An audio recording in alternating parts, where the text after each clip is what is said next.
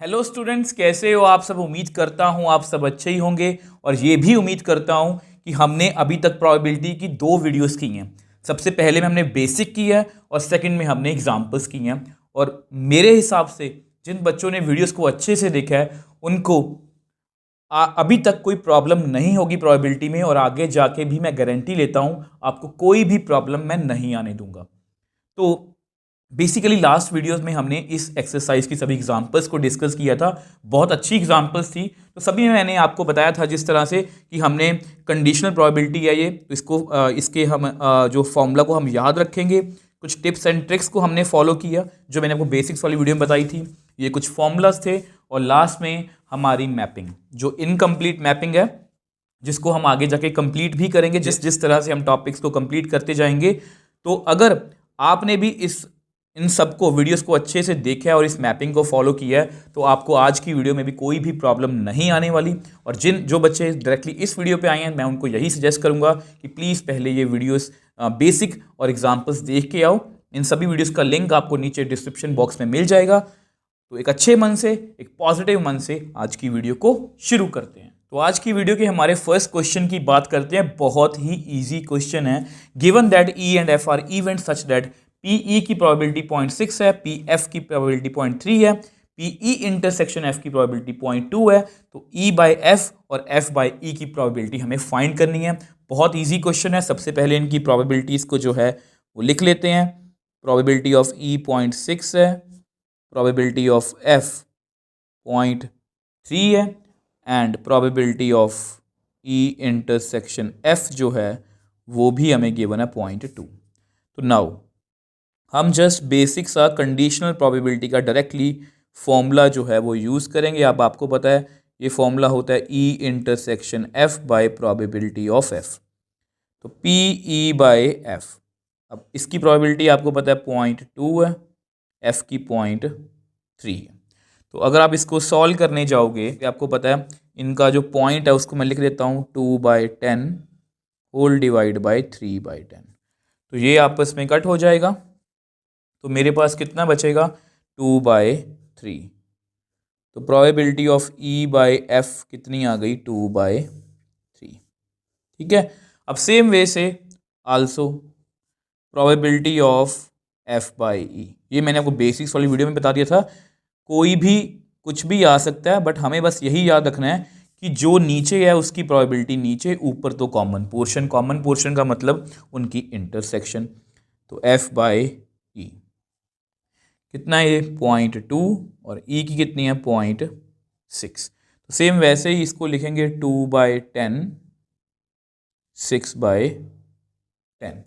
तो ये कट हो जाएगा। तो मेरे पास कितना बच गया प्रोबेबिलिटी ऑफ एफ बाय ई 2/6। अब इसको भी कट कर दो तो 1/3। तो यानी कि मेरे पास प्रोबेबिलिटी ऑफ एफ बाय ई कितनी आ गई 1/3। और दोनों के जो आंसर है वो परफेक्टली एनसीईआरटी से मैच कर रहे हैं। अब देखो ये जो क्वेश्चन है सेकंड क्वेश्चन, ये भी मतलब कि डायरेक्टली फॉर्मूला बेस्ड क्वेश्चन है। हमें ए बाय बी की प्रोबेबिलिटी फाइंड करनी है।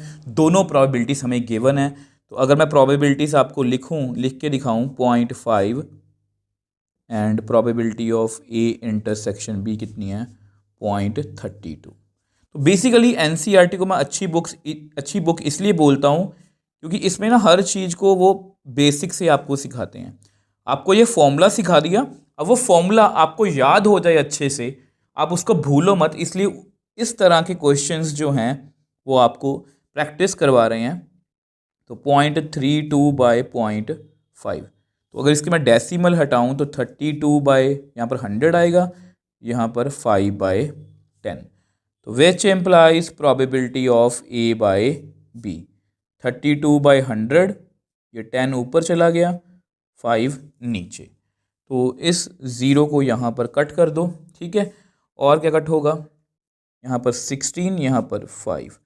तो कितना आंसर आ गया हमारे पास ए बाय बी का, ऊपर 16 है नीचे 5 5 25। और ये जो हमारा आंसर है ये परफेक्टली एनसीईआरटी से मैच कर। अब देखो नेक्स्ट क्वेश्चन थर्ड की बात करते हैं। ये भी बहुत इजी क्वेश्चन है। फिर से वही बता रहा हूँ, एनसीईआरटी आपको इस इन फॉर्मूलाज को अच्छे से प्रैक्टिस करवाने की कोशिश कर रही है। तो प्रोबेबिलिटी ऑफ ए गिवन है, प्रोबेबिलिटी ऑफ बी गिवन है 0.8, 0.5 और ये b बाय ए गिवन है यहाँ पर 0.4। मतलब यहाँ पर b बाय, जैसे यहाँ पर a बाय बी फाइंड करना था, यहाँ पर ये गिवन है।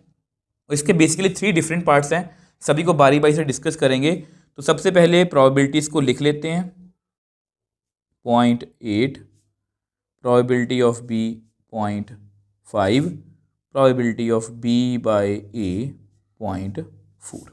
अब आपको पता है b बाय a का फॉर्मूला कितना होता है, प्रोबेबिलिटी ऑफ a इन दोनों का common portion divide by probability of a, क्योंकि a नीचे है। तो विच एम्प्लाइज, अब इसकी वैल्यू कितनी है 0.4, a इंटरसेक्शन b की वैल्यू हमें फाइंड करनी है और a की प्रोबेबिलिटी है 0.8। तो which implies probability of a intersection b is equal to 0.4 into 0.8। तो अगर आप इसको सॉल्व करोगे 4/10, 8/10, तो 4 8 ज़ा 32, 10 इंटू 10 100। तो ये हमारा परफेक्ट आंसर है जो परफेक्टली एनसीईआरटी से मैच कर रहा है। अब सेम वे से इसके सेकंड पार्ट की बात करते हैं। अब देखो ये आपका सेकंड पार्ट है कि probability of A by B हमें फाइंड करना है। तो ये हमें गिवन है। तो देखो अब आपको पता है probability of A by B, इसका फॉर्मूला क्या होगा, A intersection B divide by probability of B. ठीक है, अब आपको पता है बिकॉज, यहाँ पर लिख देता हूँ, ये वैसे आपको यहाँ पर एक बात भी समझानी है मुझे। इसकी प्रोबेबिलिटी कितनी है 0.32, ठीक है 0.32। अब देखो ये वैल्यू हम पहले पार्ट में कैलकुलेट कर चुके हैं, ठीक है। तो probability of A by B, इसकी वैल्यू कितनी है 0.32, प्रोबेबिलिटी ऑफ बी हमें पता है 0.5। इसके डेसिमल अगर हम हटाएंगे तो 32/100, 5/10। तो which implies probability of A by B 32/100 into 10/5। तो यहाँ पर ये वैल्यू कैंसिल आउट हो गई। तो यहाँ पर भी, यहाँ पर 16 आएगा, यहाँ पर आएगा, यहाँ पर कितना आएगा 16/25। बट मुझे लगता है कि एनसीईआरटी ने इसको सॉल्व किया है और अगर आप इसको सॉल्व करोगे तो आपके पास डेसिमल में आंसर आएगा कितना 0.64। ठीक है जी। तो इस तरह से ये हमारा आंसर परफेक्टली मैच कर रहा है। मुझे समझाना क्या था, अगर बाय चांस आपको पेपर में ये क्वेश्चन आ जाए, आपको फर्स्ट पार्ट ना पूछा गया हो और डायरेक्टली ए बाय बी की प्रोबेबिलिटी हमें फाइंड करनी हो, तो आपको पता है हम क्या करेंगे, सबसे पहले हम इंटरसेक्शन फाइंड करेंगे। अब वो इस फॉर्मूला से करेंगे जो हमने, मतलब अगर हमें सेकंड पार्ट डायरेक्टली पूछ लिया तो हमें फर्स्ट पार्ट खुद ब खुद करना पड़ेगा। अब सेम यही बात मैं थर्ड पार्ट के लिए भी बोल सकता हूँ, अब उसको भी हम डिस्कस कर लेते हैं। अब देखो ये आपका थर्ड पार्ट है। तो देखो आपको इसका डायरेक्टली फॉर्मूला आता है, we know probability of A union B होती है probability of A plus probability of B minus probability of A intersection B. और ये सभी वैल्यूज़ हमें पता है। तो probability of A union B, A की प्रोबेबिलिटी कितनी है 0.8, बी की प्रोबेबिलिटी 0.5 माइनस इसकी प्रोबेबिलिटी है कितनी 0.32। अब देखो ये मैंने आपके लिए आपके नोट्स के लिए लिखा है कि इसकी वैल्यू हम पहले कैलकुलेट कर चुके हैं। तो ए यूनियन बी 0.8 और 0.5 कितना होगा 1.3 माइनस 0.32। तो अगर इसको हम सब्ट्रैक्ट करेंगे तो यहाँ पर 8 डेसिमल लेके 9.98। तो probability of A union B कितनी आ गई 0.98 और ये परफेक्टली आंसर मैच कर रहा है। अब जैसा कि मैंने आपको बताया था कि जो मैं यहाँ पर बोल रहा हूँ वो इसके लिए बोलूँगा, अगर आपको डायरेक्टली पेपर में थर्ड पार्ट आ जाए तब भी आपको फर्स्ट पार्ट जो है, मतलब इस क्वेश्चन का पर्टिकुलरली वो करना पड़ेगा क्योंकि हमारे पास इंटरसेक्शन की वैल्यू नहीं थी। तो इस तरह से हमने इस क्वेश्चन को बहुत ईजिली सॉल्व कर लिया। जस्ट हम क्या कर रहे हैं, उन इसी कंडीशनल प्रोबेबिलिटी के फॉर्मूलाज के आसपास ही क्वेश्चंस को सॉल्व कर रहे हैं ताकि हम इस फॉर्मूला को अच्छे से जो है वो याद भी कर पाएँ, इसको अप्लाई भी कर पाएँ। अब देखो नेक्स्ट क्वेश्चन फोर्थ की बात करते हैं। अब ये जो क्वेश्चन है ये अच्छा क्वेश्चन है, मतलब पहले जो तीनों क्वेश्चन वो बहुत इजी थे, ये क्वेश्चन अच्छा है। तो इसमें हमें probability of A union B find करनी है। If 2 times P A, probability of A is equal to probability of B is equal to 5/13 and probability of A by B is equal to 2/5। तो just पूछने का ढंग बदल गया। अब आपको पता है सबसे पहले देखो, इसको मैं करवाने को डायरेक्टली करवा सकता हूँ, बट जैसा कि मैं आपको हमेशा बोलता हूं कि आपको क्वेश्चंस को क्रैम नहीं करना। अब ये सब कुछ मतलब मैं आपको पहले इसलिए करवा रहा हूं, देखो मैंने ये जानबूझ के लिखा है, ठीक है। तो हमें ए यूनियन बी निकालना है और आपको पता है उसका फॉर्मूला क्या है, ए प्लस बी माइनस इंटरसेक्शन। अब ए की वैल्यू भी निकाल लूंगा, बी की वैल्यू भी निकाल लूंगा। Basically we have to find A intersection B. अब देखो ये मैंने आपको नोट्स के लिखा है कि हमें बेसिकली ये फाइंड करना है, ए इंटरसेक्शन बी। अगर ये फाइंड हो जाएगा तो इसकी वैल्यू निकल जाएगी, ठीक है। तो जस्ट आपके नोट्स के लिए इसको पेपर में मेंशन नहीं करना। अब आपको पता है 2 टाइम्स पी ए, कुछ बच्चे इसको देख के भी थोड़ा सा कंफ्यूज होते हैं कि ये वैल्यू किस तरह की है। कुछ भी नहीं है, इसको आप ऐसे लिख सकते हो कि 2 times P A is equal to 5/13 and probability of B is equal to 5/13। ये दोनों 5/13 के इक्वल मैंने लिख लिया। अब यहाँ पर 2 है, 2 को हटा दो, तो प्रोबेबिलिटी ऑफ बी ए कितनी आ गई, 2 नीचे आ गया, 5/26। प्रोबेबिलिटी ऑफ ए इतनी आ गई, प्रोबेबिलिटी ऑफ बी इतनी आ गई। अब बेसिकली यहाँ से मैं इंटरसेक्शन निकालने की कोशिश करूँगा। Now probability of A by B, तो probability of A intersection B, इसका formula divide by probability of B. अब ए इंटरसेक्शन बी तो हमें निकालना है, इस तरह ऐसा करते हैं, यहाँ पर करते हैं। तो ए इंटरसेक्शन बी की वैल्यू कितनी आ गई, probability of A by B into probability of B. तो which implies probability of A intersection B is equal to, A by B की वैल्यू 2/5 आपके सामने है, प्रोबेबिलिटी ऑफ बी कितनी है 5/13। अब ये आपस में कट हो गया तो कट कर दो, तो कितना रह गया मेरे पास 2/13। अब जैसे ये वैल्यू मिल गई, now probability of A union B, मैं ये फॉर्मूला जो है वो अब मेरा कंप्लीट है, मतलब इसमें वैल्यू जो है वो फिल कर सकता हूँ।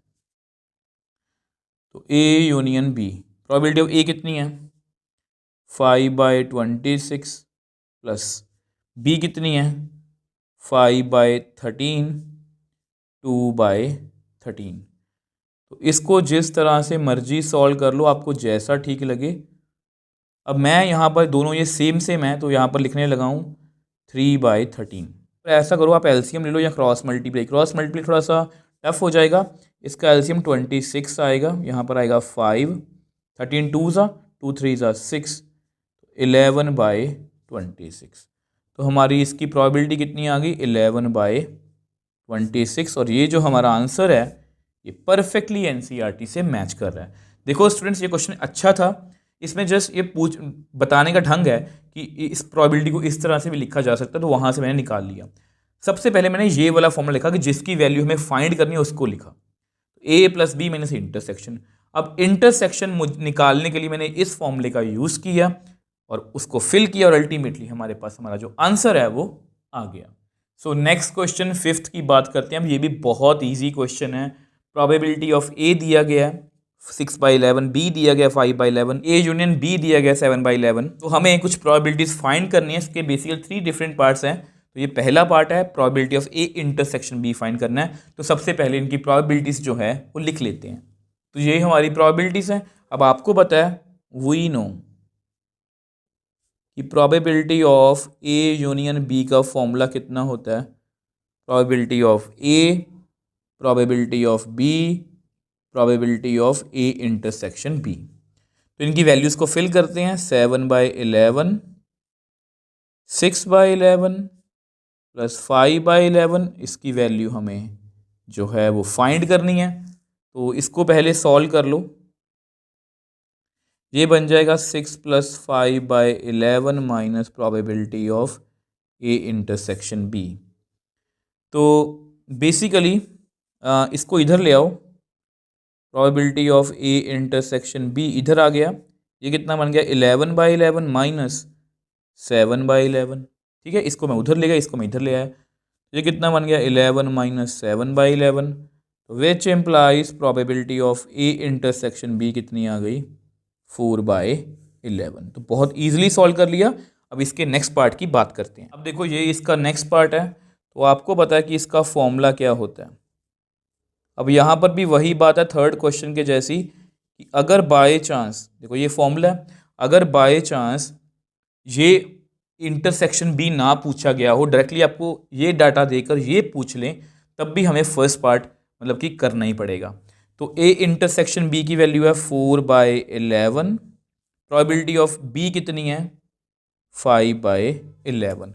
अब यहाँ पर ये दोनों कैंसल आउट हो गए, तो मेरे पास probability of A by B sorry उसकी वैल्यू कितनी आ गई 4/5। तो इस तरह से हमने इसको भी सॉल्व कर लिया। अब सेम वे से इसके थर्ड पार्ट की जो है वो बात करते हैं।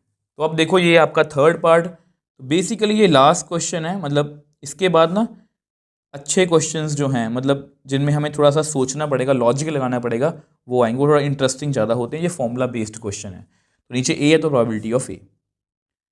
तो अब आपको बताया इसकी वैल्यू कितनी आएगी 4/11, ए की कितनी है 6/11। अब ये आपस में कट हो गए, तो मेरे पास कितना बच गया, 4/6। अब इसको भी आप कट कर दो, 2 2 ज़ा 4, 2 3 ज़ा 6। तो मेरे पास प्रोबेबिलिटी ऑफ बी बाय ए कितनी आ गई 2/3। तो इस तरह से हमने इनके तीनों पार्ट्स को जो है वो ईजिली सॉल्व कर लिया। अब देखो नेक्स्ट क्वेश्चन 6 की बात करते हैं। अब इसमें बेसिकली 3 डिफरेंट पार्ट्स हैं। तो यहाँ पर क्या है कि इन सभी क्वेश्चंस में जितने भी पार्ट्स हैं हमें P E by F find करना है। तो बहुत अच्छे क्वेश्चंस हैं ये, मतलब जो पहले फर्स्ट से लेके हमने 5 तक क्वेश्चंस किए हैं उनमें जस्ट फॉर्मूला बेस्ड क्वेश्चन थे। अब ये क्वेश्चन थोड़े से अच्छे हैं, इनसे आपको काफ़ी कुछ सीखने को मिलेगा। तो हमें P E by F find करना है। अब यहाँ पर क्वेश्चन पहला जो है, a coin is tossed 3 times. Coin को 3 टाइम टॉस किया गया है। एक बात आपको और क्लियर कर दूं, कई बार बुक्स में लिखा होता है a coin is tossed 3 times, कई बार लिखा होता है 3 कॉइन्स टॉस्ड वंस। तो दोनों में कोई डिफरेंस नहीं है, दोनों एक ही बात है। तो ई इवेंट दिया हुआ है उन्होंने हेड ऑन थर्ड टॉस, और एफ इवेंट उन्होंने दिया हुआ है हेड्स ऑन फर्स्ट 2 टॉसेस।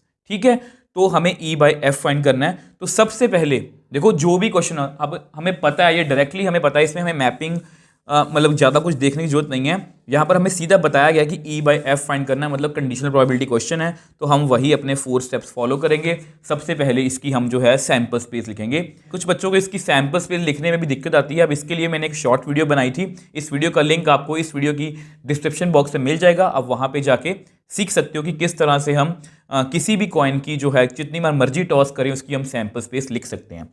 अब एक बार इसकी मैं सैंपल स्पेस लिख लेता हूँ। तो एच एच एच, वैसे जब हम पढ़ते थे अपने टाइम तो मैं इसको ऐसे याद रखता था कि एच एच एच लिख लिया। अब टी को इंट्रोड्यूस कर दो, टी को लास्ट में, अब टी को रोटेट कर दो, अब टी सेंटर में आ गया, अब टी फर्स्ट नंबर पर। अब इसके बाद 2 टी कर दो और एक एच। अब इस एच को आप रोटेट करो, टी एच टी और लास्ट में तीनों टी। तो ये आपके 8 केसेस हैं, 1 2 3 4 5 6 7 8।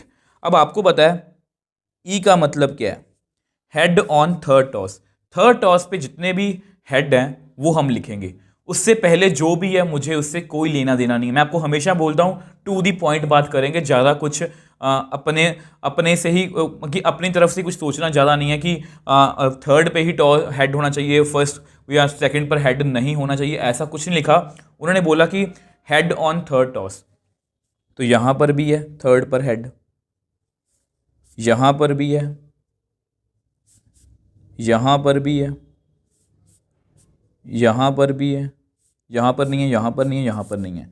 तो मतलब ये केसेस हैं। ठीक है, सेम वे से एफ लिखते हैं, हेड ऑन फर्स्ट 2 टॉसेस, तो मतलब फर्स्ट 2 टॉसेस पर हेड होना चाहिए। तो ये वाला केस आ गया, एच एच टी आ गया, ये भी नहीं है, ये भी नहीं है, ये भी, और कोई भी नहीं है। ठीक है, तो आपको पता है कि ई बाई एफ मतलब ई इंटरसेक्शन एफ भी हमें लिखना पड़ेगा। अब दोनों में कॉमन क्या है, एच एच एच, और कुछ भी कॉमन नहीं है। अब देखो ये जस्ट मैंने आपकी नॉलेज के लिए लिखा है कि question has equally likely events. आप चेक भी कर सकते हो। कॉइन के बारे में हमें कुछ नहीं बताया गया, मतलब अगर आप देखो हेड की प्रोबेबिलिटी 1/2 1/2 1/2 कितना आ गया 1/8, 1/2 1/2 1/2 1/8, मतलब सभी की प्रोबेबिलिटी 1/8 ही आएगी। ठीक है, तो फिर से बता रहा हूँ ये आपको पेपर में मेंशन नहीं करना, जस्ट आपके नोट्स के लिए, ताकि आप इन चीज़ों को समझ पाओ।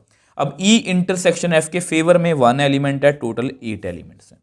सेम वे से पी एफ, एफ के फेवर में 2 एलिमेंट हैं और टोटल 8 एलिमेंट्स हैं। नाउ अब आपको पता है आपको P E by F find करना है, तो इसका फॉर्मूला होता है P E intersection F by F, और इसकी वैल्यू कितनी है 1/8, इसकी वैल्यू कितनी है 2/8। तो ये 8 और 8 आपस में कट हो गए, तो विच एम्प्लाइज मेरे पास मेरा फाइनल आंसर कितना आ गया 1/2, और ये जो हमारा आंसर है ये परफेक्टली एनसीईआरटी से मैच कर। अब देखो ये हमारा सेकंड पार्ट है, वही हमें ई बाय एफ फाइंड करना है, और ये बहुत अच्छा क्वेश्चन है क्योंकि इसमें एटलीस्ट और एटमोस्ट की बात की गई है। अब इसको लेके बच्चों के मन में काफ़ी कंफ्यूजन भी रहती है, तो ध्यान से मेरी बात सुनना। ई एटलीस्ट 2 हेड्स, कम से कम 2 हेड हों, ज़्यादा भी हो सकते हैं। तो 2 हेड वाले केस लिख लो H H T H T H T H H, ज़्यादा भी हो सकते हैं, मतलब 3 भी हो सकते हैं। अब इसके अलावा और कोई भी केस यहाँ पर नहीं आएगा। अब सेम वे से एफ को लिखते हैं। अब देखो एफ क्या है, एटमोस्ट 2 हेड्स। अब इसको लेके बच्चों के मन में कंफ्यूजन रहती है, मैं आपको बताता हूँ क्या। एटमोस्ट का मतलब होता है ज़्यादा से ज़्यादा 2 हो, ज़्यादा से ज़्यादा 2 हो, कम हो सकते हैं। तो ज़्यादा से ज़्यादा 2, तो 2 वाले केस लिखते हैं H H T H T H T H H. अब कम मतलब एक वाला केस भी हो सकता है, जैसे T T H T H T H T T. अब बच्चे इतने केस लिखते हैं, वो इसको नहीं लिखते, बट ये केस भी यहाँ पर आएगा। क्यों आएगा, उन्हें बोला ज़्यादा से ज़्यादा 2 हेड हों, कम जितने मर्जी, तो कम 0 भी हो सकते हैं। तो इस तरह से हमने ई और एफ दोनों लिख लिए। अब ई इंटरसेक्शन एफ, तो कॉमन देख लो क्या क्या है, H H T H T H T H H, ये कॉमन नहीं है, मतलब ये 3 पोर्शन जो हैं वो कॉमन है। अब फिर से आपको पता है ये इक्वली लाइकली इवेंट्स का क्वेश्चन है, जस्ट आपके नोट्स के लिए लिख देता हूँ। तो अब ये जस्ट आपके नोट्स के लिए लिखा है कि question has equally likely events. ये मैं जस्ट देखो, अगर आप मेरे से पढ़े हो ना, तो आप जानते हो कि मैं एक पैटर्न पे चलता हूँ। पैटर्न से मेरा मतलब ये है कि आप हर एक पॉइंट को क्रॉस चेक करो। मतलब ऐसा नहीं है कि इस क्वेश्चन में आप भूल गए ये स्टेप लगाना, मतलब ये स्टेप यहाँ पर लगाने का मतलब ये है कि आप पेपर में नहीं करना आपको, बट आपके मन में तो चलना चाहिए ना कि यस ये इक्वली लाइकली इवेंट्स हैं, तो इसलिए इसकी प्रोबेबिलिटी हम डायरेक्टली सिंपल वे से निकाल सकते हैं। तो अगर आप इस तरह से करोगे, आपको एक आदत बन जाएगी चेक करने की, और वही चाहता हूँ कि आपके मन में वो आदत होनी चाहिए। तो इसकी प्रोबेबिलिटीज निकाल लेते हैं। ई इंटरसेक्शन एफ, फेवर में कितने हैं 3, टोटल कितने हैं 8, ठीक है। और प्रोबेबिलिटी ऑफ एफ, फेवर में कितने हैं 1 2 3 4 5 6 7, 7 टोटल कितने हैं 8। Now P E by F, इसका फॉर्मूला कितना है E intersection F by F. E intersection F की वैल्यू है 3/8, उसकी वैल्यू है 7/8। अब ये आपस में कट हो जाएंगे, तो मेरे पास कितना आंसर आ गया 3/7, मतलब मेरा फाइनल आंसर जो है वो 3/7 आ गया। परफेक्टली एनसीईआरटी से मैच भी कर रहा है। देखो इसमें समझने वाली बात क्या थी कि एटलीस्ट और एटमोस्ट, एटलीस्ट का मतलब कम से कम 2 हों, ज़्यादा जितने मर्जी। अब यहाँ पर ज़्यादा जितने हैं वो मैक्सिमम यहाँ पर तक जा सकते हैं। अब यहाँ पर है ज़्यादा से ज़्यादा 2 हों, कम जितने मर्जी, तो कम में ये केस भी आएगा। तो अब देखो ये सेम उसी क्वेश्चन का थर्ड पार्ट है। आई होप जिन जिन बच्चों ने इस क्वेश्चन को अच्छे से समझा है, वो ये पार्ट जो है वो खुद कर लेंगे। अब आपको पता है यहाँ पर ई का मतलब क्या है, एटमोस्ट 2 टेल्स, ज़्यादा से ज़्यादा 2 टेल हों, कम जितने मर्जी।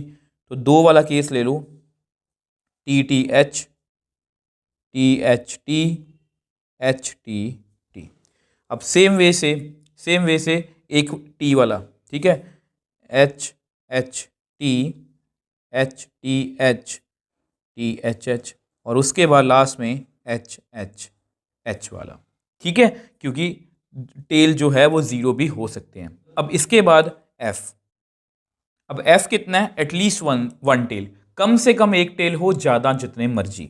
तो एक टेल वाला केस लिखते हैं पहले, T H H H T H H H T. अब दो वाले लिख लो, ज़्यादा जितने मर्जी, मतलब T T H T H T और तीनों टी भी आ सकते हैं। अब इसके बाद हमें इन तीन दोनों की इंटरसेक्शन, मतलब कॉमन पोर्शन। तो कॉमन पोर्शन देखो, सिंगल एच टी वाले भी देखो, टी टी एच यहाँ पर भी है, टी एच टी भी दोनों में है, एच टी टी भी दोनों में है। सेम वे से ये जो सिंगल सिंगल वाले हैं, H H T H T H H, बस यही कॉमन आएंगे, ना ये कॉमन है ना ये कॉमन है, ठीक है। तो इस तरह से हमने मतलब ई एफ और ई इंटरसेक्शन एफ लिख लिया। अब ऐसा करते हैं, इसको हम नेक्स्ट पेज पे सॉल्व कर लेते हैं।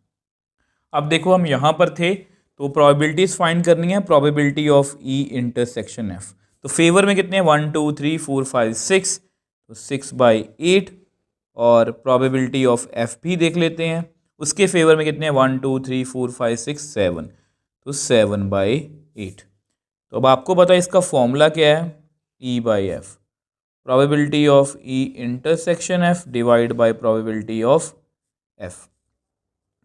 तो अपना 6/8, सॉरी ठीक है, 6/8, बस 6 है, होल डिवाइड बाय 7/8। अब ये आपस में कट हो जाएंगे, तो मेरे पास मेरा फाइनल आंसर कितना आएगा, 6/7। तो इस तरह से हमने इस क्वेश्चन को बहुत ईजिली सॉल्व कर लिया।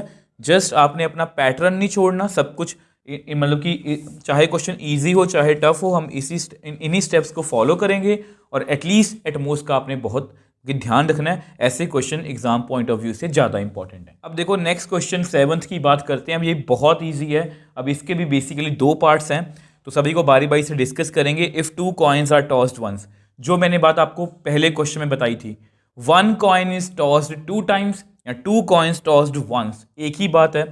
तो यहाँ पर भी हमें ई बाई एफ फाइंड करना है। तो सबसे पहले ऐसा करते हैं, इसकी सैंपल स्पेस लिखते हैं।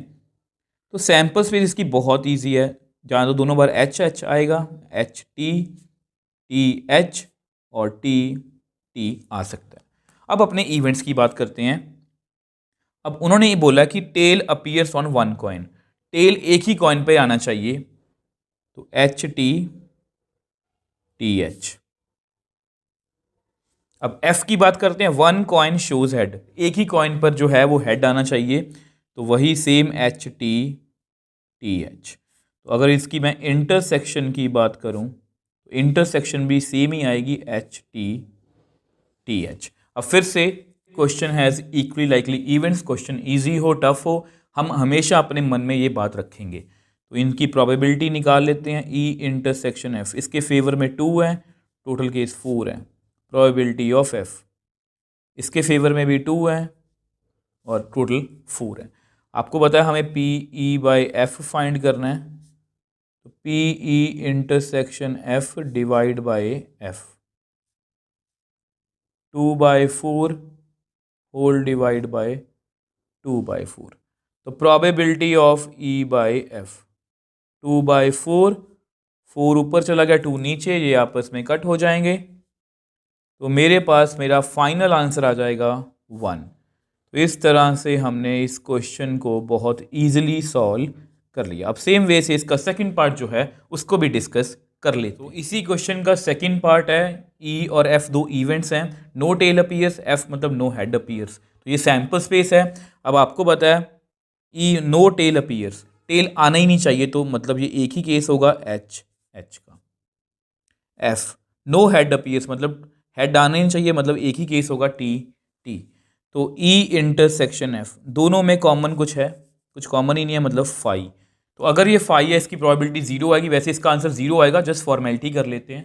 अब देखो जस्ट हमने फॉर्मेलिटी की कि इक्वली इवेंट्स हैं, तो अगर इसकी प्रोबेबिलिटी फाइंड करें, तो इस यहाँ पर कोई एलिमेंट ही नहीं है, 0 और टोटल 4 है।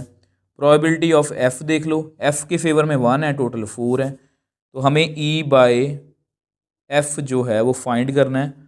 तो P E intersection F by F, इसकी वैल्यू 0/4, 1/4। अब ये वैसे चलो फॉर्मेलिटी कर रहा हूँ, 0/1 0 होता है, तो probability of E by F कितना आ गया, 0। तो इस तरह से हमने इस क्वेश्चन को बहुत ईजिली सॉल्व कर लिया।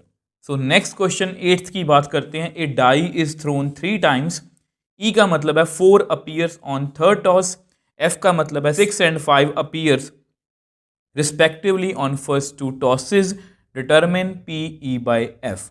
अब जिन बच्चों ने इस क्वेश्चन को ध्यान से पढ़ा है, अब उनको पता है कि ये क्वेश्चन हम पहले भी कर चुके हैं। एग्जाम्पल नंबर 5 बिल्कुल सेम इसके जैसी है, बट बल्कि थोड़ा सा भी फर्क नहीं है, थोड़ा सा भी डिफरेंस नहीं है, बट क्योंकि चलो एक्सरसाइज में है तो इसको दोबारा से हम करेंगे। अब आपको पता है एक बार प्रैक्टिस हो जाएगी हमारी। ए डाई इज थ्रोन 3 टाइम्स। अब आपको मैंने समझाया था कि जब भी किसी डाई को या कॉइन को हम मतलब कि टॉस करते हैं, जितने फेसेस होते हैं वो लिख लिया करो। अब डाइस के 6 फेसेस होते हैं, अब उसको 3 बार टॉस किया तो 6 × 6 × 6 मतलब 216। अब 200 केसेस की जो मतलब सैंपल स्पेस है वो मेरे लिए लिखनी, आपके लिए समझनी इम्पॉसिबल सा काम है, ना कभी ऐसी चीज़ कभी आती है इसको लिखना, ठीक है। तो इस तरह के क्वेश्चन में हम सैंपल स्पेस नहीं लिखते, क्योंकि हमें क्लियरली आइडिया है कि ये क्वेश्चन जो है वो कंडीशनल प्रोबेबिलिटी का है, तो सैंपल स्पेस यहाँ पर हम नहीं लिख पाएंगे। अब जो फॉर्मेलिटी है वो कर लेते हैं। अब देखो ये जस्ट फॉर्मेलिटी आपके नोट्स की लिखा है कि जितनी बार जितने भी मतलब जितने बार टॉस करते हैं उतनी 6 की पावर बन जाती है जब हम डाइस को थ्रो करते हैं। तो अब 3 बार टॉस किया गया है तो 6 की पावर 3 मतलब 216 केस बनेंगे। अब पहले ही बता दूं ये इक्वली लाइकली इवेंट्स का क्वेश्चन है, क्योंकि डाइस के बारे में कोई भी इंफॉर्मेशन नहीं गिवन। तो अगर हम कोई भी एक इवेंट उठा लें, मान लो 1 4 6, तो इसकी प्रोबेबिलिटी डाइस पर 1/6 है, इसकी भी 1/6 है, इसकी 1/6 है, तो टोटल 1/216। और इस तरह के सभी जितने भी हमने सैम्पल पॉइंट्स हैं, इवेंट्स एलिमेंट्स लिखे हैं, सबकी प्रोबेबिलिटी 1/216 है, और सबका सम कितना बनेगा 1। तो ये इक्वली लाइकली इवेंट्स का क्वेश्चन है। अब ऐसा करते हैं, ई और एफ को हम नेक्स्ट पेज पे डिस्कस करते हैं। अब देखो ये आपका ई इवेंट है 4 अपीयर ऑन थर्ड टॉस। अब इसकी सैंपल स्पेस काफ़ी बड़ी थी, बट मैंने आपको लिख के दिखाई है ताकि आपका टाइम भी वेस्ट ना हो और आपको समझ भी आए। तो 4 अपीयर्स ऑन थर्ड टॉस, तो हमें क्या करना है, बेसिकली मैंने कैसे लिखी है, 4 को थर्ड टॉस पे फिक्स कर लिया।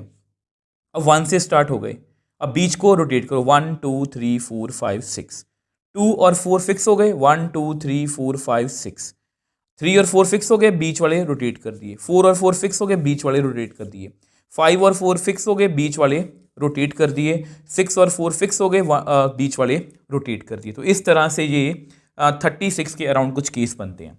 अब एफ इवेंट की बात भी कर लेते हैं। अब एफ इवेंट है, अब यहां पर मैं आपको एक बात बताऊंगा,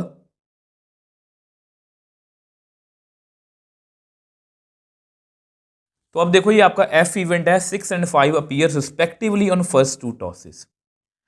तो वैसे तो आपको पता है इसमें कौन कौन से केसेस आएंगे, 6 5 1 6 5 2, क्योंकि उन्होंने कहा कि 6 और 5 फर्स्ट 2 टॉसेस पर आएंगे।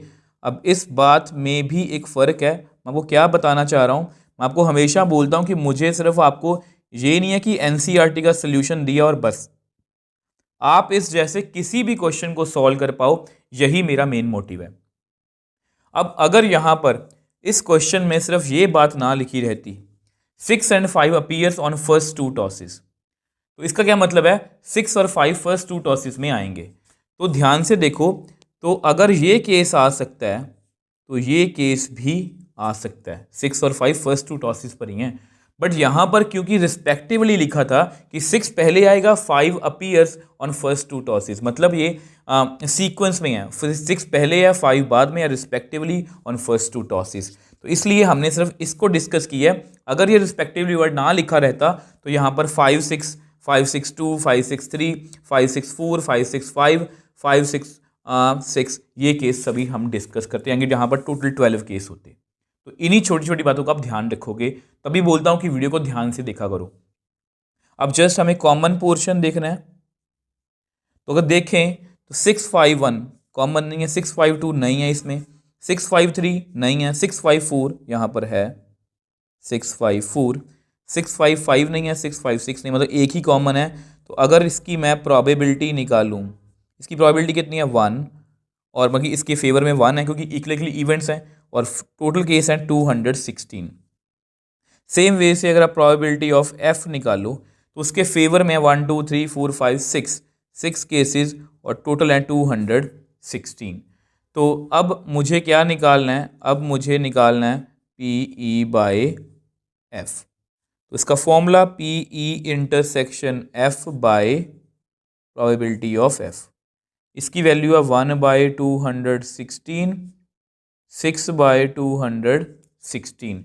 अब ये आपस में कट हो जाएगा, तो मेरे पास मेरा फाइनल आंसर आ जाएगा P E by F is equal to 1/6। और ये जो मेरा आंसर है ये परफेक्टली एनसीईआरटी से मैच कर रहा है। इस क्वेश्चन में मुश्किल बात क्या थी, सैंपल स्पेस, वो मैंने आपको बता दिया कि इतनी बड़ी सैंपल स्पेस हम नहीं लिख सकते। ई तो 4 अपीयर ऑन थर्ड टॉस, मैंने बताया कि किस तरह से मैंने लिखी है, 6 और 5 अपीयर्स रिस्पेक्टिवली। अब ये वर्ड काफ़ी इंपॉर्टेंट है, इसको आप ध्यान में रखोगे कि अगर ये ना लिखा रहता तो क्वेश्चन का आंसर चेंज हो सकता था। तो इस तरह से हमने इस क्वेश्चन को बहुत ईजिली सॉल्व कर लिया। अब देखो नेक्स्ट क्वेश्चन 9th की बात करते हैं। बहुत अच्छा क्वेश्चन है ये, बिल्कुल डिफरेंट क्वेश्चन है जितने भी क्वेश्चन हमने अभी तक किए हैं। Mother father and son line up at random for a family picture, determine E by F. Probability of E by F हमें फाइंड करनी है। ई का मतलब है son on one end, F का मतलब है फादर इन मिडल।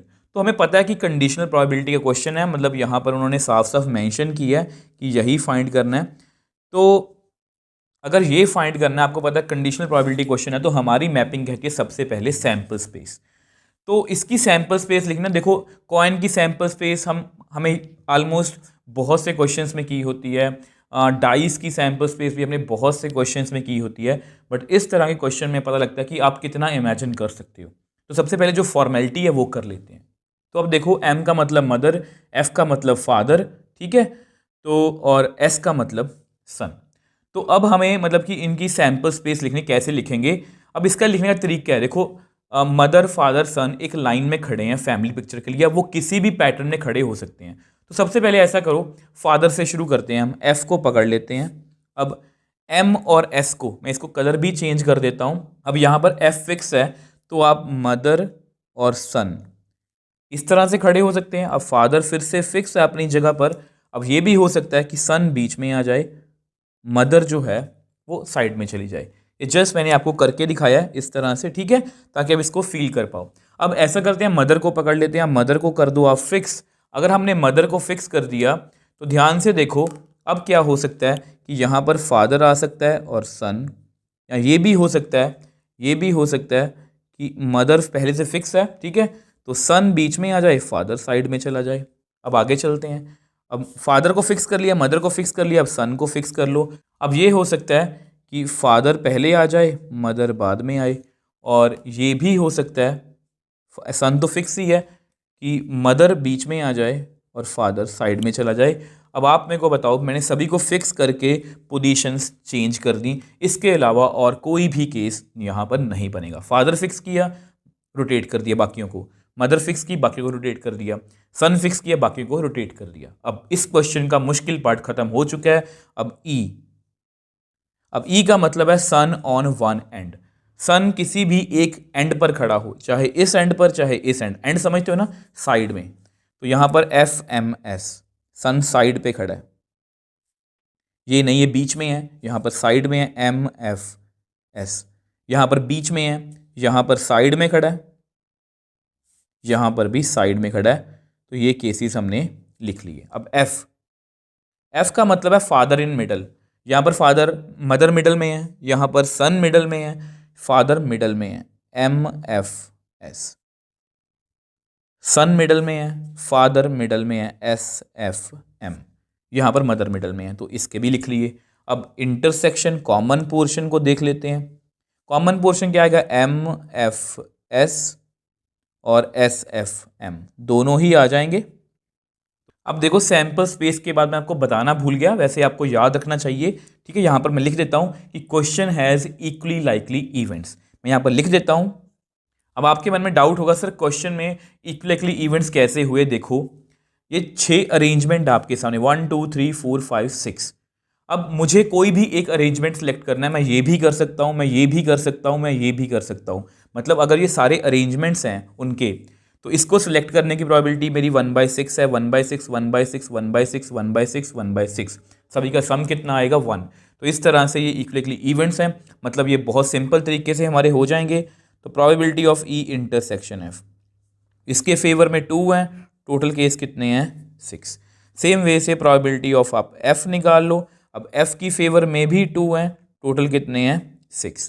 तो बहुत इजी है, यानी कि तो पी ई बाई एफ का फॉर्मूला है P E intersection F divide by F, मतलब 2/6 होल डिवाइड बाय 2/6। तो which implies probability of E by F 2/6 into 6/2। अब ये आपस में कट हो जाएगा, तो मेरे पास मेरा आंसर कितना आएगा, मेरा आंसर कितना आएगा 1। और ये आंसर हमारा परफेक्टली एनसीईआरटी से मैच कर रहा है। तो बहुत अच्छा क्वेश्चन था, क्योंकि इसमें सैंपल स्पेस हमें खुद से सोच के लिखनी थी। तो मैंने कैसे लिखी है, 3 जने थे, पहले फादर को फिक्स कर लिया, एम और एस को रोटेट कर दिया। मदर को फिक्स किया, एफ और एस को रोटेट कर दिया। सन को फिक्स किया, फादर और मदर को रोटेट कर दिया। तो इस तरह से हमने इस क्वेश्चन को बहुत ईजिली सॉल्व कर लिया।